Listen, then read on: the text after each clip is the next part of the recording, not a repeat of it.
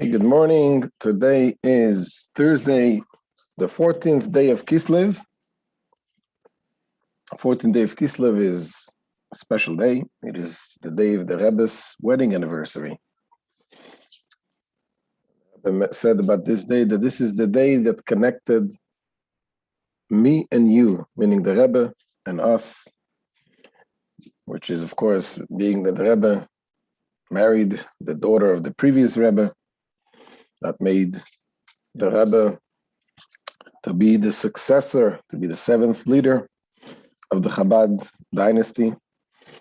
And so it connects the Rebbe with the Hasidim. And we connect with the Rebbe, how? Through studying the teachings, following the guidance, the ways of the Rebbe. And that brings us all of the brachas. So we continue now in the Tanya. We begin the essay number 6 in the last part of the Tanya, Kuntres Acharon. We're almost finishing the Tanya. The essay talks about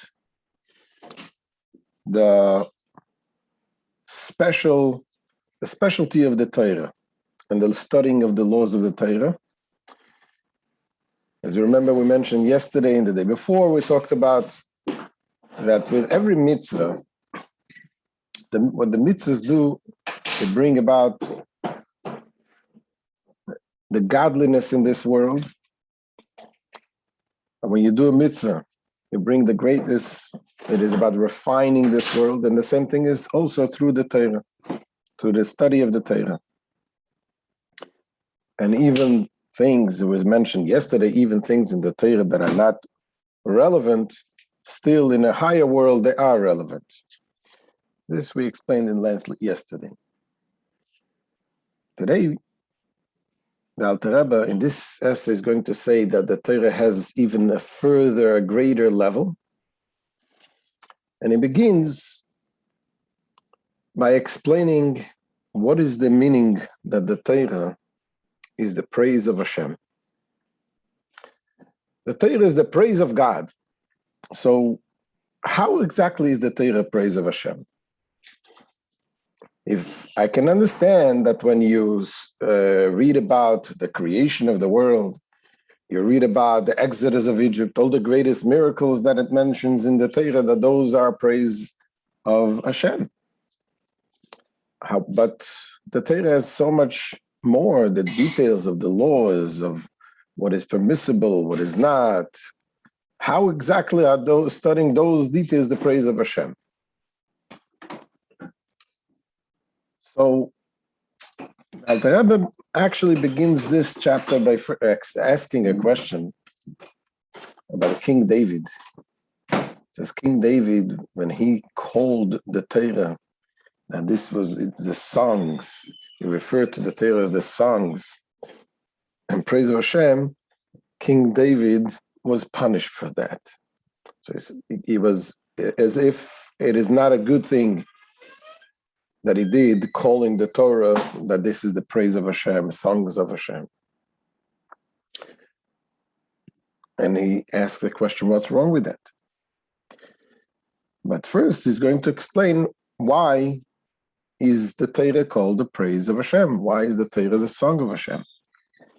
So let's look inside as the Alter Rebbe begins. It says, David, Zmiros David, Hashem says to King David, you call them songs? And because of that, because King David called the Torah the songs, he was punished. What was the punishment? There's a story when, in the time of King David, when the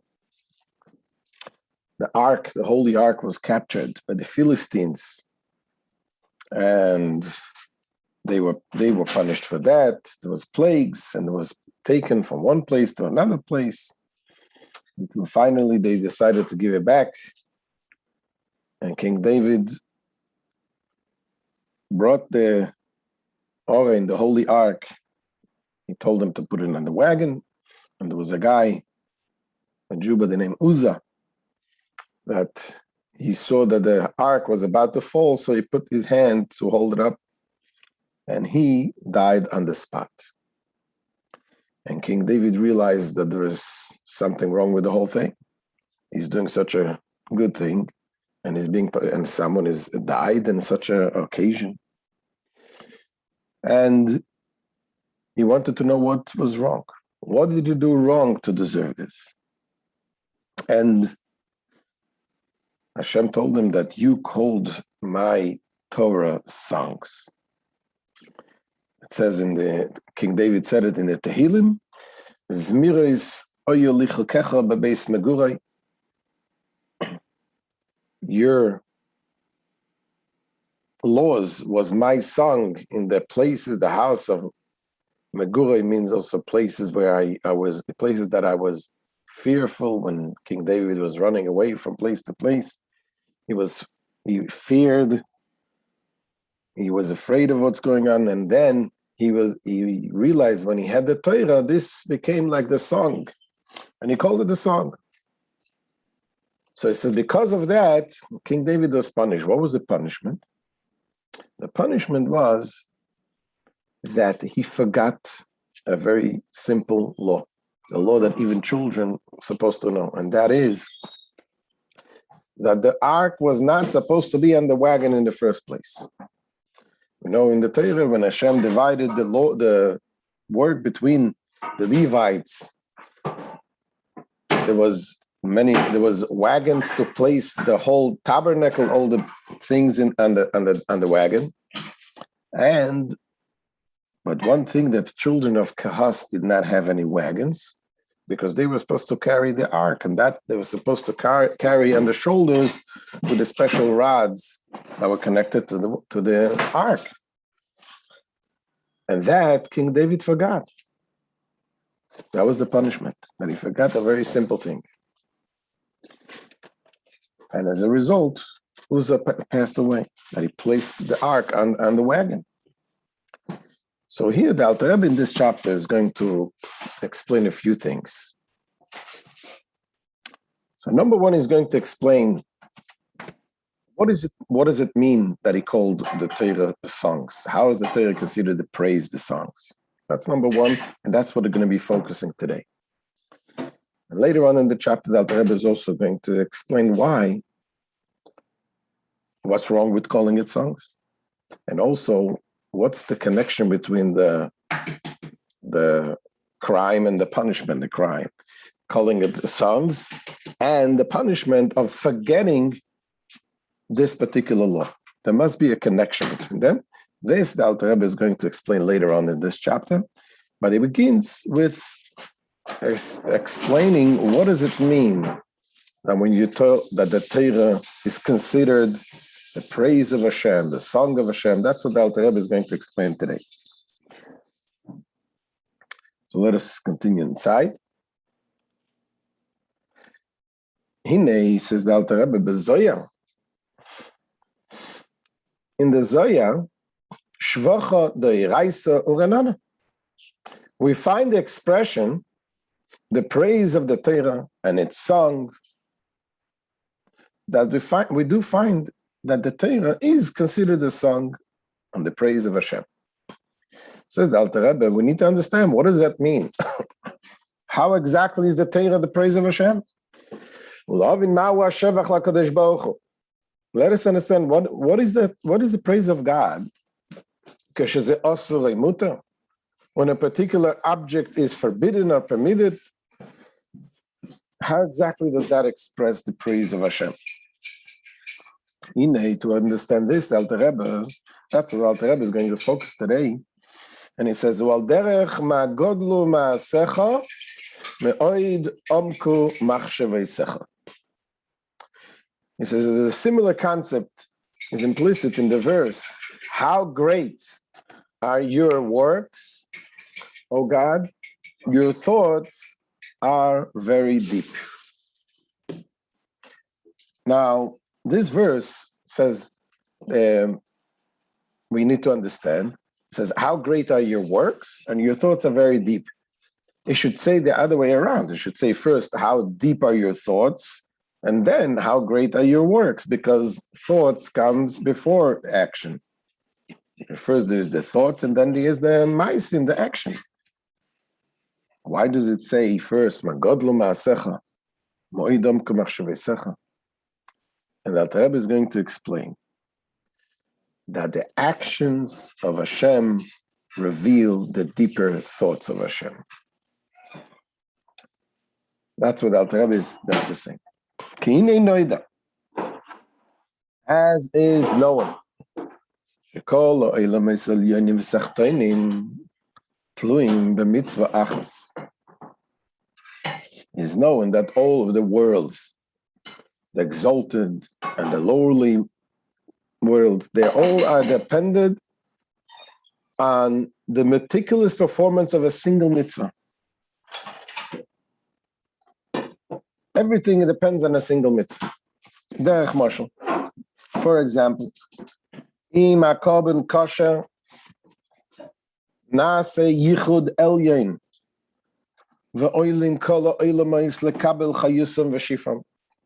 For example, if an altar offering is valid, then a supernal union in the Sephiris is affected, and all of the worlds are elevated to receive the life force and spiritual sustenance. What does it mean? When we bring the offering in the temple, in the holy temple, the offerings that we bring, they bring about an elevation of all the entire world. In fact, also in the offerings, there is all types of things are being offered, or basically the four elements. Part of the four elements of the world is being offered. For example, you have from the inanimate object, you have salt. With every offering, there is salt. There is offering that comes from the vegetation, which is the flower. There's offering, obviously, from the animal itself. And then the person himself he sacrifices his own ego, and thereby elevating you're bringing a sample of each element, and that brings about the elevation of the entire world, that brings it up to the higher levels. And as a result, it brings what it's called the Kutsha Brichu Shchinte, the Yichud, the union of Hashem and His Shechina. And it brings about a very big flow of godly energy into this world. So it elevates the world, brings all the flow from Hashem. However, it is important to understand that the way we do it, the way we bring the carbon has many, many details, and every tiny little bit, every tiny detail is crucial. If you miss one detail, then nothing is happening. All this spiritual, godly energy, being united with Hashem, bringing down, that doesn't happen if all the details are not met. Continues the Alter Rebbe and says,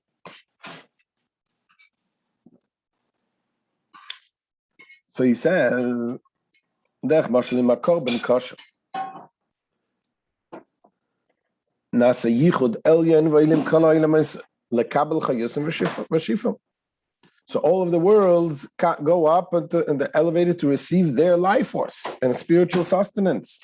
Ve'im shina, however, if he altered, the one who brings the offering, shekibel adam b'smoila derech mashal, if the Kohen that was supposed to take the blood, is supposed to take it with his right hand, the blood from the offering.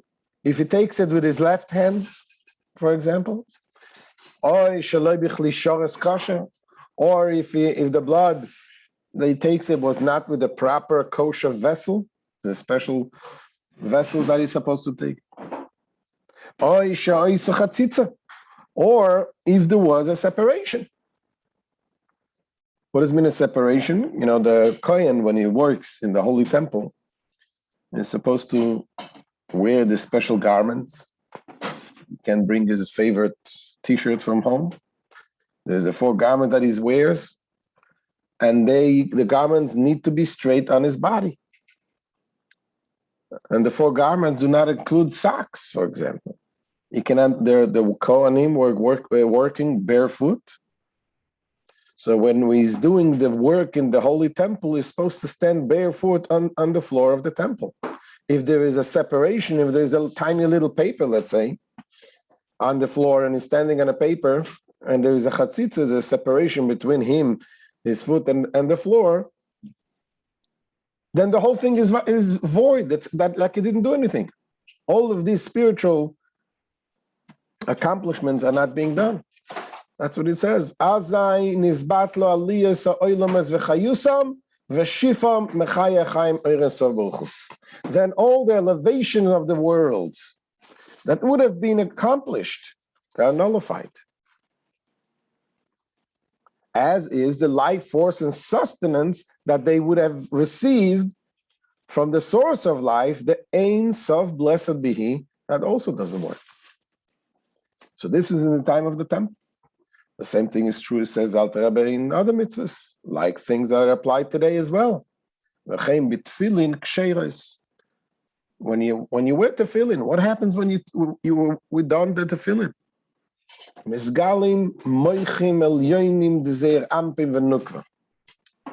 This is through the use of tefillin, a valid tefillin, there is revealed the supernal intellect of Ze'er Ampin and Nukva. Is a godly intellect of Zo and Malchus of Atzilus. They are the source of life for all of the worlds.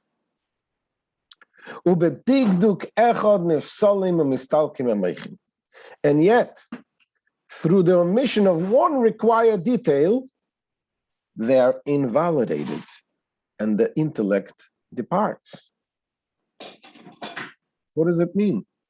You know, the Rebbe always encourages people to go and check the tefillin to make sure that tefillin are kosher. You can have tefillin, and the tefillin has so many details to be written in the proper way. If it's missing one tiny detail, then everything what the tefillin is supposed to accomplish. And what is it supposed to accomplish? The tefillin is supposed to bring a godly energy of the intellect, the godly intellect that is revealed in you.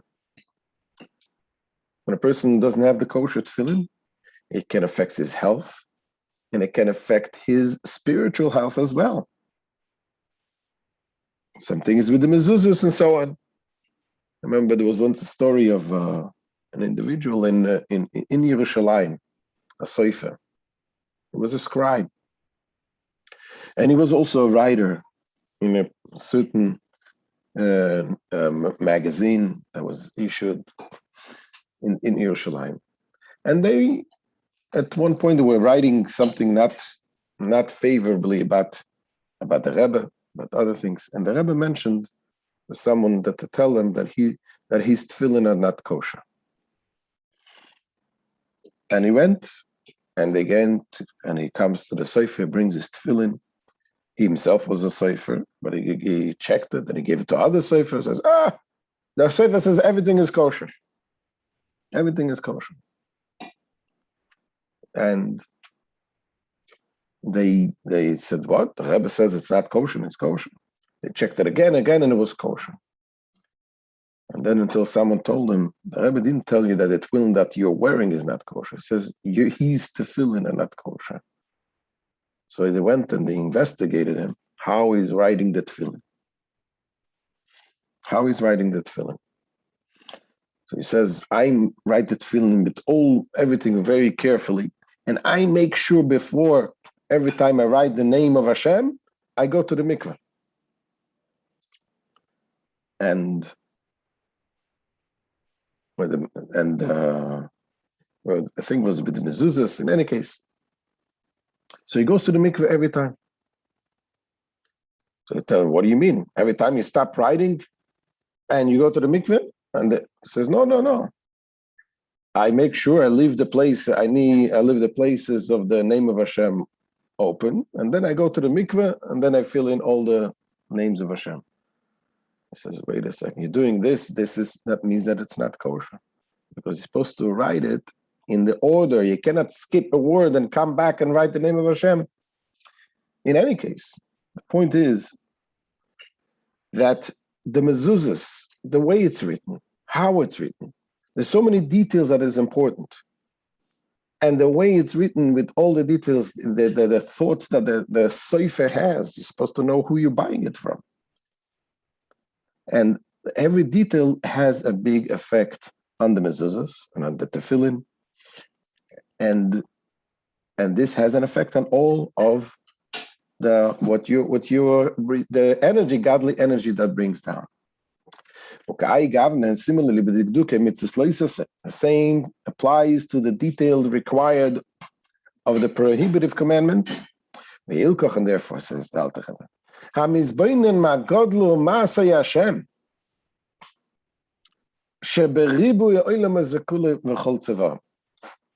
let one therefore ponder how great are the works of Hashem, the works of God, in the multiplicity of worlds and all their hosts.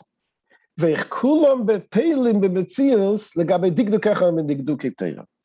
when you think about the greatness, all this great universe, and how everything, all of these, are literally null relative to any one of the specific requirements of the Torah. That one requirement of the Torah is missing, it affects all of the entire universe. Where it is the profundity of the supreme thought and divine wisdom.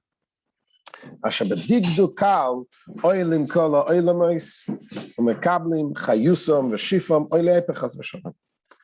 through the observance of one minor specification, if one detail, if it's done right, then all of the worlds ascend and receive their life force and spiritual sustenance, or the reverse, God forbid.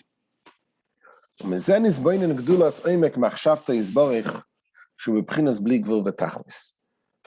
this, we may ponder the greatness, that the profundity of God's thoughts, which is boundless and endless.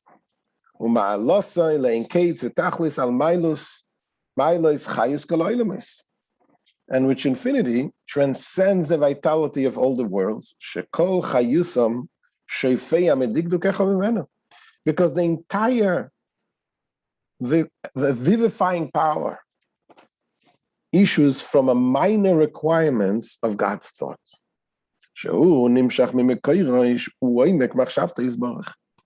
And this requirement being drawn from its source, namely the depth of God's thoughts, analogously to a man's hair that it issues from his brain.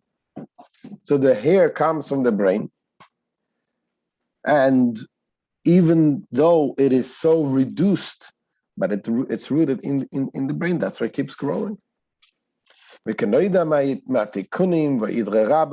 is known from the Kuntres Acharon and the Idre Rabbah. And this explains why the TORAH, all the details of the TORAH, are the praise of Hashem. This gives us a good explanation. It says,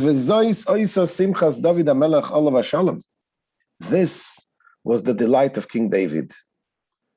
May he rest in peace.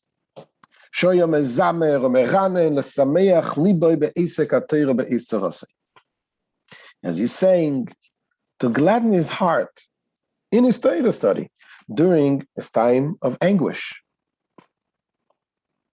And that's why he called it Zmiros. That's why he called it songs. That was his song. That's what kept him going. So this gives us the understanding of why studying the Torah is the praise of Hashem.